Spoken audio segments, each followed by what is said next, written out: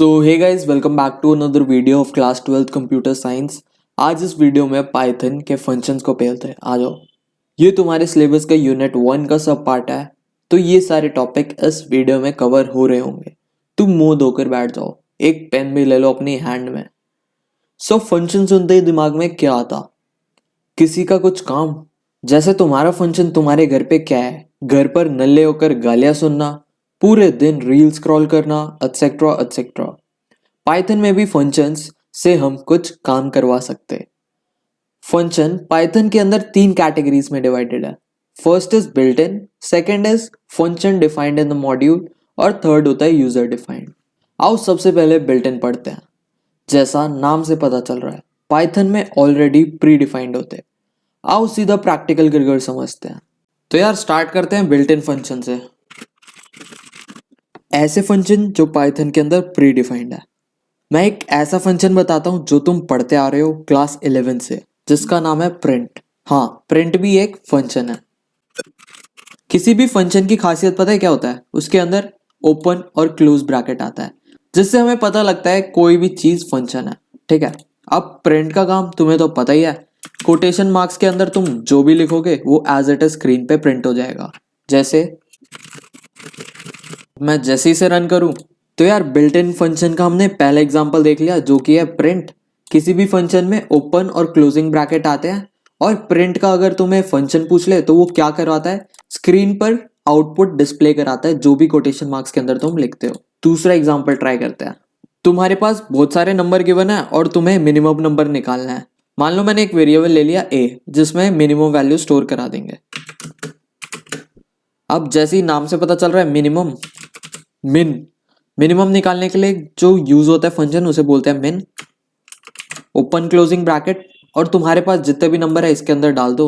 जैसे मेरे को पता करना है 69 अच्छा है या 96 अच्छा है, या फिर लेट्स से जो मर्जी नंबर ले लो। अब इसे जैसी मैं ए की वैल्यू प्रिंट कराऊं, तो ये हमें मिनिमम वैल्यू बता देगा। इसे रन करके देखते हैं। तो देखो, इन पूरी लिस्ट में मिनिमम वैल्यू कौन सी हमारी? 0, तो इसने प्रिंट करा दिया 0।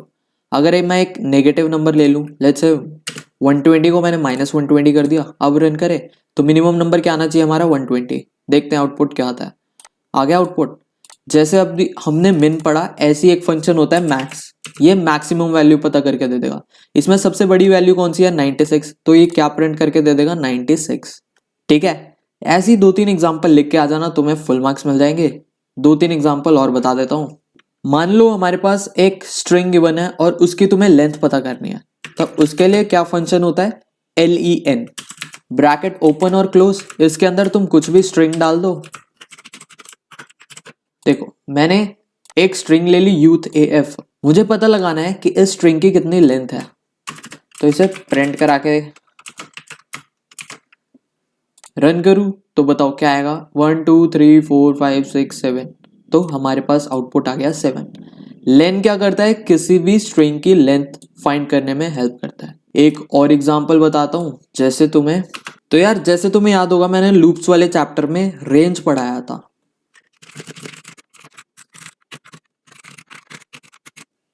रेंज क्या करता है? इसके अंदर 2 पैरामीटर जाते हैं, एक तो स्टार्टिंग पॉइंट, और जहां पर भी तुम्हें एंड कराना है उससे एक ज्यादा।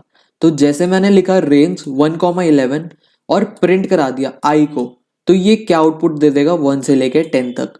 अगर तुमने लूप चैप्टर नहीं पढ़ा तो ये स्किप कर देना, ये मैंने बहुत डिटेल में वहां कवर करा था। और अगर देखना है तो देख लो, 5-10 मिनट की वीडियो होगी मुश्किल से। ठीक है, ये थे कुछ एग्जांपल्स बिल्ट इन फंक्शन के। इसकी डेफिनेशन है ही मेंशन नोट्स में। ये सब कुछ लिखा ना, अगर पूछे what is built in function में, तो मैं फुल मार्क्स बड़ी प्यार से मिल जाएंगे। So next we have is user defined functions. जैसा कि नाम से पता चल रहा है, ऐसे फंक्शन जो यूजर ने खुद डिफाइन करे हैं। Functions that are created by user, या फिर block of statements that are created to perform a specific task. मतलब हमने एक कोड खुद बनाया है जो कि कोई स्पेसिफिक टास्क परफॉर्म करता है, और उस कोड को हम जितनी मर्जी बार यूज कर सकते हैं, बस उसे बुलाना पड़ता है। यार भैया क्या बोल रहे हो यार, कुछ समझ नहीं आ रहा? तो आओ यार प्रैक्टिकल में समझते हैं अच्छे से।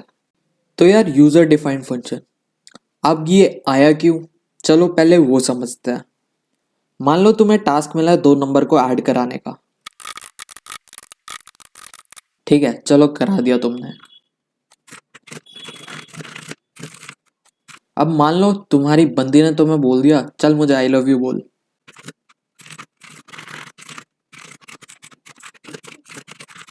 ठीक है, तुमने ये भी कर दिया। अब तुम्हारी बंदी के मूड स्विंग्स हो गए, उसने तुम्हें बोल दिया आई हेट यू।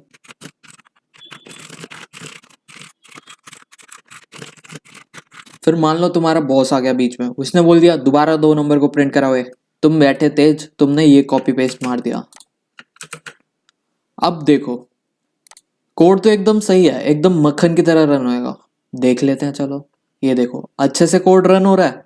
बट तुम देख पा रहे हो कि हमने यही चीज बार बार लिखी। और मान लो तुम्हारे बॉस ने बोल दिया चल यही काम 100 बार कर, तब तो तुम सेम चीज बार बार लिखना चाहोगे नहीं ना। तो हम यूजर डिफाइंड फंक्शन में क्या करते हैं, ध्यान से सुनना। जितना भी कोड बार बार रिपीट होता है उसे हम एक नाम दे देते हैं। ठीक है, ये चारों लाइन हमारी बार बार रिपीट हो रही थी ना, तो हम इसे एक डब्बे के अंदर बंद करके रख देते हैं। जब भी हमें इसे काम होगा हम डब्बे को उठा लेंगे। अब पाइथन के अंदर फंक्शन हम कैसे बनाते हैं, उसके लिए हम यूज करते हैं डेफ कीवर्ड, DEF। डेफ लिख दिया, उसके बाद फंक्शन का तुम्हें नाम लिखना पड़ता है कि इस कोड को अगर तुम्हें चाहिए तो तुम्हें क्या बोलना पड़ेगा, क्या लिखना पड़ेगा। तो मान लो हम सम कैलकुलेट कर रहे हैं ना, तो इसका नाम लिख देते हैं। डेफ कीवर्ड यूज कर लिया, फिर हमने फंक्शन का नाम लिख लिया। अब मैंने बताया था कि फंक्शन की स्पेशलिटी क्या होती है, उसके अंदर ओपन और क्लोजिंग ब्रैकेट आते हैं और फिर कॉलन लिख दो। और जो भी लिखा है तुमने टैप कर कर इसे अंदर शिफ्ट कर दो। अब हमने क्या करा, इन चारों लाइन को सेव कर दिया किसके अंदर, कैल्क सम नाम के फंक्शन के अंदर। अब देखो, ठीक है, अब मान लो हेलो के बाद तुमने बोल दिया यार ये फंक्शन कॉल करके दिखाइयो। तो हम क्या करेंगे, फंक्शन का नाम लिखेंगे। ये तुम कितनी बार भी कर सकते हो। तुम्हें हल्का फुल्का आइडिया मिला, बिल्कुल हल्का फुल्का भी तो बहुत है। ये चारों लाइन बार बार रिपीट हो रही थी, तो हमने क्या करा, इसे एक फंक्शन बना दिया और उस फंक्शन का नाम लिख दिया कैलकुलेट सम। अब तुम्हारे पास कोई भी टास्क हो और तुम्हें ये चारों लाइन चाहिए हो, तो बस इसका नाम लिख दो, वो चारों लाइन अपने आप एग्जीक्यूट हो जाएंगी।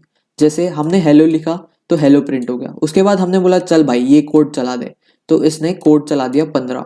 ये वाला कोड इसने यहाँ पे चला दिया 15। फिर इसने बोला चल भाई दोबारा हेलो प्रिंट करा, तो हेलो प्रिंट करा दिया। इसने बोला चल भाई दोबारा फंक्शन को कॉल कर, तो दोबारा ये कोड एग्जीक्यूट हो गया। ऐसे ही तुम जितनी मर्जी बार कोड बार बार रिपीट कर कर यूज कर सकते हो। अब भैया इससे फायदा क्या है, इससे फायदा ये है तुम्हें ये चारों लाइन बार बार नहीं लिखनी पड़ रही। इसकी जगह तुम बस एक लाइन लिखो और तुम्हारा फंक्शन कॉल हो जाएगा। अब ये तो बहुत बेसिक एग्जांपल था। वैसे जो एक्चुअल इंडस्ट्री में कोडिंग होती है उसके अंदर तो मान लो हजारों लाखों में कोड होता है। अब बार बार सेम चीज लिखेंगे तो कितनी मेमोरी फालतू में वेस्ट जाएगी। इसलिए हम क्या करते हैं, फंक्शन बना देते हैं जिससे बार बार कोड लाइन रिपीट ना करनी पड़े, बस हम इसे कॉल कर दे और हमारा कोड एग्जीक्यूट हो जाए। ठीक है, इसका एक और एग्जांपल कर कर देखते हैं, तब ज्यादा अच्छे से समझ आएगा। तो यार एक फंक्शन बनाते हैं जो कि तुम्हें क्यूब निकाल के देगा, और ये एग्जांपल एज इट इज अपने पेपर में लिख के आना। ठीक है, सबसे पहले डेफ कीवर्ड, फिर फंक्शन का नाम। ठीक है, और किस नंबर का क्यूब निकालना है वो हम इनपुट लेंगे ना यूजर से। अगर यूजर से कुछ भी इनपुट लेना है तो ब्रैकेट के अंदर लिखते हैं। मान लो एक वेरिएबल ले लिया ए हमने, इस ए की वैल्यू हमें यूजर प्रोवाइड करेगा। ठीक है, प्रिंट करा देंगे ए को 3 बार मल्टीप्लाई करके। मान लो 2 का क्यूब निकालना है। 2 का क्या क्यूब क्या होता है, 2 इंटू 2 4, 4 इंटू 2 इज 8। अगर मैं इसे रन करूँ 8 आ गया हमारे पास। अब मैं तुम्हें एक और कंसेप्ट सिखाता हूं जो बहुत इंपॉर्टेंट है, तुम्हारे एग्जाम में आता ही आता है। जब भी हम फंक्शन को डिफाइन करते हैं और इनपुट पास कराते हैं, उस इनपुट को हम बोलते हैं पैरामीटर। ठीक है, क्या बोलते हैं, पैरामीटर। और जब भी हम फंक्शन को कॉल करते हैं, इधर हम फंक्शन को कॉल कर रहे हैं ना, जब उस कॉलिंग के अंदर जो इनपुट पास कराते हैं उसे हम बोलते हैं आर्ग्यूमेंट। दोबारा, जब भी फंक्शन को डिफाइन करते हैं और ब्रैकेट के अंदर इनपुट डालते हैं उसे हम बोलते हैं पैरामीटर। और जब भी फंक्शन को कॉल करते हैं उसके अंदर ब्रैकेट में कुछ इनपुट कराते हैं तो उसे हम बोलते हैं आर्ग्यूमेंट। यही आर्ग्यूमेंट जाता है किसके पास, इस पैरामीटर के पास, ठीक है। टू रिप्लेस हो जाता है ए से, जिससे हमें ये पता लगता है। तो आओ थ्योरी में पढ़ते हैं आर्ग्यूमेंट और पैरामीटर में क्या डिफरेंस होता है। तो यार आर्ग्यूमेंट और पैरामीटर पढ़ने से पहले ऊपर ऊपर से देख लो सब कुछ। फंक्शन तीन टाइप के होते थे, built in function, user defined और function defined in a module. Built in function हमने पढ़ लिया जो पहले से प्री डिफाइंड थे, ये कुछ फंक्शन के एग्जांपल है जो हमने कवर कर लिया। उसके बाद भी have is user defined function जो यूजर खुद क्रिएट करता है अपनी रिक्वायरमेंट के अकॉर्डिंग, ठीक है। इसमें डेफ कीवर्ड यूज होता है और फंक्शन को डिफाइन करते वक्त हम डेफ यूज करते हैं, और फंक्शन कॉलिंग करने के लिए फंक्शन का नाम लिख दो और जो भी वैल्यू से पास करानी है, ठीक है। अब पढ़ते हैं आर्ग्यूमेंट और पैरामीटर, इन दोनों में क्या डिफरेंस होता है। Parameter input given at the time of definition, जब भी फंक्शन को हम डिफाइन करते हैं उसके अंदर जो भी इनपुट भेजते हैं उसे हम क्या बोलते हैं, पैरामीटर, जो अभी हमने एग्जांपल देखा था। These are the values which are used by function to do a task, जो भी तुम्हें कोड परफॉर्म कराना है उस पैरामीटर के अकॉर्डिंग तुम करा सकते हो, इसे हम फॉर्मल पैरामीटर भी बोलते हैं, ठीक है। Next we have is argument. Argument are input given at the time of function calling, जब भी हम फंक्शन को कॉल करते हैं जो इनपुट भेजते हैं उसे हम क्या बोलते हैं, आर्ग्यूमेंट। ये एक्चुअल वैल्यू होती है जो हमें यूज करनी होती है फंक्शन के अंदर, तो इसलिए इसे हम एक्चुअल पैरामीटर भी बोलते हैं। अब ध्यान रखना, इससे तुम्हें याद भी हो जाएगा, ए से आर्ग्यूमेंट स्टार्ट होता है, ए से एक्चुअल पैरामीटर भी बोलते हैं इसे, और एक्चुअल वैल्यूज जो भी हम कॉलिंग के वक्त यूज करते हैं उसे ही आर्ग्यूमेंट बोलते हैं, ठीक है। ये पॉइंट्स रट के जाना, फॉर श्योर पेपर में क्वेश्चन तो आएगा ही। तो यार पैरामीटर के ना दो तीन टाइप्स भी होते हैं। सबसे पहला होता है डिफॉल्ट पैरामीटर। अगर मान लो तुमने फंक्शन कॉल करा और तुम कुछ इनपुट देना भूल गए, तब तो एरर आ जाएगा क्योंकि हमने कुछ इनपुट दिया ही नहीं। देखो एरर आ गया। अब मान लो तुमने कोड में लिख दिया अगर यूजर इनपुट ना डाले तो 1 का तू आउटपुट डिस्प्ले करा दे ताकि एरर ना आए। अब देखो मैं जैसे ही से रन करूं 1 का क्यूब आ गया, हमने कुछ पास भी नहीं करा फिर भी इसने 1 का क्यूब डिस्प्ले करा दिया क्योंकि हमने डिफॉल्ट वैल्यू सेट कर दी। और अगर तुम्हें किसी और का परफॉर्म करना है तो तुम तो ऐसे ही करा सकते हो। 5 का क्यूब क्या होता है, 125, 125 आ गया आउटपुट। देखो ये क्या करता है डिफॉल्ट पैरामीटर, वेरिएबल में हमने एक वैल्यू असाइन कर दी कि अगर यूजर गलती से भूल भी जाता है तो तू अपने आप 1 लेके कैलकुलेट कर दे, बट अगर कोई यूजर वैल्यू देता है तब तो तू उसके अकॉर्डिंग ही चल। होपफुली तुम डिफॉल्ट पैरामीटर तो समझ गए होगे। अब देखते हैं पोजिशनल पैरामीटर वो क्या होते हैं।